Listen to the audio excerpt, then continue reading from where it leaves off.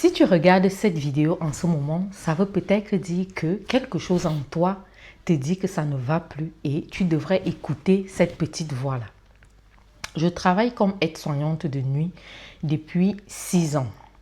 Alors, je pense avoir fait le tour de la question et je pense aussi avoir les compétences et l'expérience de pouvoir partager avec toi aujourd'hui quelques astuces qui montrent que tu dois t'arrêter. Arrêter de faire ce métier parce que ce métier-là, il peut être beau, il peut être un métier qui t'apporte de la satisfaction, qui te permet d'aider des personnes autour de toi, mais il n'y a pas que de bons côtés dans ce métier. Donc aujourd'hui, dans cette vidéo, je vais partager avec toi 4 choses qui vont te permettre de te dire que c'est le moment de t'arrêter, de faire peut-être qu'une reconversion ou alors d'aller te faire soigner parce que on en devient parfois malade. Sans plus tarder, on va entrer dans le vif du sujet. J'aimerais qu'après cette vidéo, tu sois vraiment à même de pouvoir déceler ces petites choses qui vont te permettre de mieux prendre soin de toi et de t'arrêter quand il faut. La première chose que tu dois savoir est que le burn-out, ça peut t'arriver, ça n'arrive pas qu'aux autres, ça arrive à n'importe qui. Peu importe l'expérience que tu as, peu importe la femme forte que tu penses être, ça peut t'arriver aussi. C'est ce sentiment de fatigue interne que tu as qui ne part pas. Tu as beau te reposer, tu as beau prendre des vacances, mais cette fatigue-là, elle ne part plus. Parce que tu t'es habitué, tu la confonds même parfois à de l'épuisement. Tu te dis que tu es épuisé parce que tu as beaucoup travaillé, tu as beaucoup donné. C'est vrai, tu travailles beaucoup et ça prend de l'énergie, que ce soit physiquement, psychologiquement, moralement, dans tous ces sens, tu t'épuises. Mais il y a cet épuisement-là, à un certain moment, qui ne part plus. Tu dois y faire attention. Si tu ressens ce genre d'épuisement, il est important pour toi que tu t'arrêtes et que tu consultes un spécialiste pour savoir où tu en es au niveau de ta santé. Le deuxième signe dont il est question ici, c'est une maladie. Quand tu travailles comme aide-soignante, on est amené à porter des personnes qui ne peuvent plus s'occuper d'elles-mêmes de façon libre. Nous, on est là pour les accompagner, on n'est pas là pour faire à la place de ces personnes, mais parfois il arrive que les résidents ou alors les patients sont dans l'incapacité de faire. Dans le feu de l'action, parfois on se retrouve à faire des gestes, des actions, permettez la redondance, qui peuvent avoir une incidence sur notre santé. Donc, si tu te retrouves dans cette situation-là où tu as une maladie professionnelle qui t'immobilise, qui ne te permet plus d'aller travailler, tu dois t'arrêter. Il n'y a pas que des maladies professionnelles, il peut aussi y avoir des maladies graves comme un cancer ou alors quelle autre maladie je pourrais citer? Une maladie mentale. Il est important de pouvoir dire stop et de ne plus aller travailler.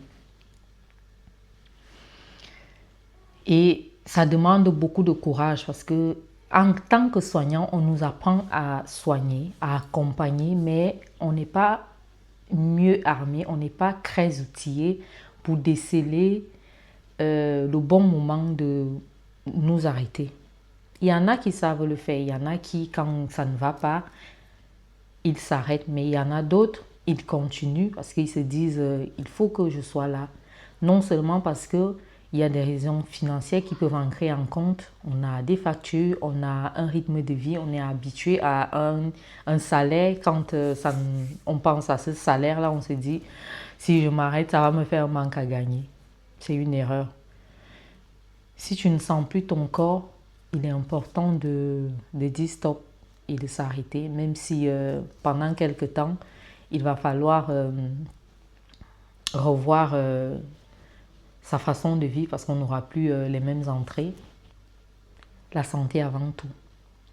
Le troisième signe dont je parlerai ici, c'est le sentiment d'avoir fait le tour. Quand tu travailles comme aide-soignant et que ce sentiment commence à crotter dans ton cerveau où tu te dis « j'ai fait le tour », ça devient dangereux. C'est un signe que tu dois t'arrêter. Et comment il peut se manifester? Il peut se manifester par le fait d'avoir l'impression de savoir tout sur tout, de ne plus avoir un esprit ouvert, de prendre personnellement les remarques qu'on peut nous faire dans le travail, le fait de ne plus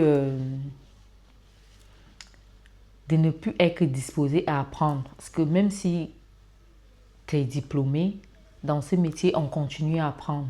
C'est un apprentissage perpétuel. Chaque jour, on apprend du métier. On apprend des personnes qu'on accompagne, on apprend des collègues, on apprend même de nous-mêmes. Parce qu'au fur et à mesure que tu évolues en tant qu'aide-soignant, tu t'améliores et tu apprends de nouvelles choses au quotidien. Si tu atteins le niveau où ton esprit, il ne peut plus apprendre, pose-toi des vraies questions. Regarde-toi devant ta glace et dis-toi, est-ce que je fais toujours ce métier parce que je l'aime ou alors je le fais parce que je n'ai pas le choix? Il est important de se poser ce type de questions quand on travaille en tant qu'aide-soignant. Le quatrième et dernier signe que je vais aborder, pour moi, c'est le plus important. C'est la santé mentale.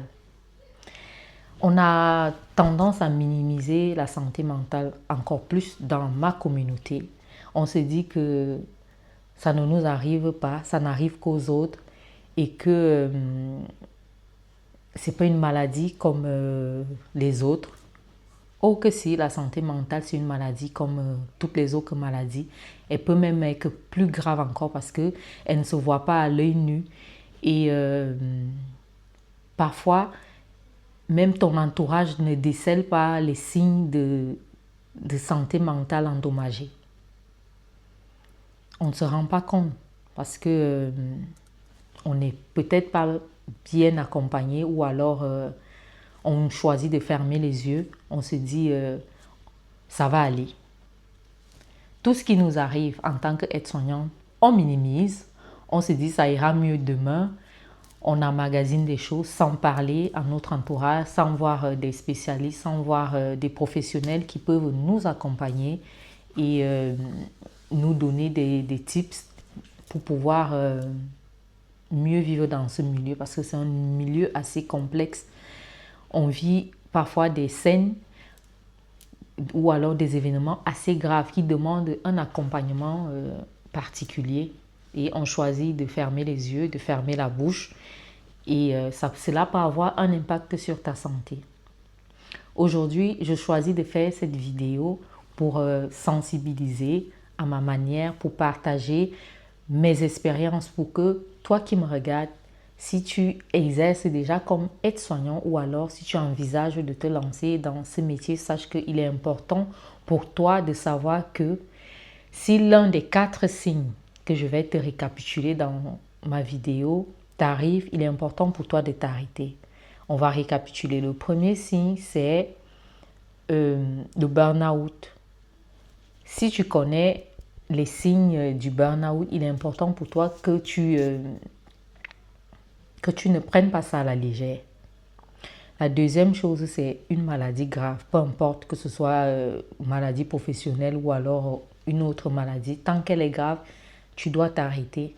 Le troisième signe, c'est le fait de ne plus trouver le sens dans ce qu'on fait, le fait d'avoir l'impression d'avoir fait le tour. Le quatrième et dernier signe, c'est la santé mentale. Si l'un de ces 4 signes apparaît dans ta vie, dans ton quotidien, arrête-toi, consulte, va voir un professionnel, n'aie pas honte d'en parler. Tu peux même déjà commencer à en parler autour de toi, avec tes proches. Le fait de verbaliser, le fait de mettre des mots sur la situation, c'est déjà un très gros pas. Ne te dis pas que tu es en train d'abandonner les patients ou alors les résidents ou alors tes collègues. Non, tu te choisis. Il est important d'être bien en tant que soignant. Si toi-même tu n'es pas bien, tu ne peux pas bien accompagner les personnes au quotidien. Donc, Prends soin de toi et sache que on est tous des numéros. Que tu sois là ou pas, le travail sera fait. Donc, prends soin de toi pour être une bonne soignante. Être une soignante de qualité, c'est aussi quelqu'un qui sait que tu as tes limites et quand tu atteins une de ces limites, arrête-toi. Comme ça, le moment venu, tu pourras prodiguer des soins de qualité à ton public, aux personnes que tu accompagnes. Nous sommes rendus à la fin de cette vidéo. Si tu te retrouves dans ce que je partage au sein de ma chaîne, n'hésite pas à t'abonner, n'hésite pas à liker et à partager cette vidéo avec un soignant. Ça pourra peut-être l'aider ou alors à une personne qui aimerait se lancer dans ce domaine. Et très important, n'oublie pas, ne t'enferme pas dans ton métier. Il y a tellement plus que ça. Prenez soin de vous. Je vous embrasse. Ciao!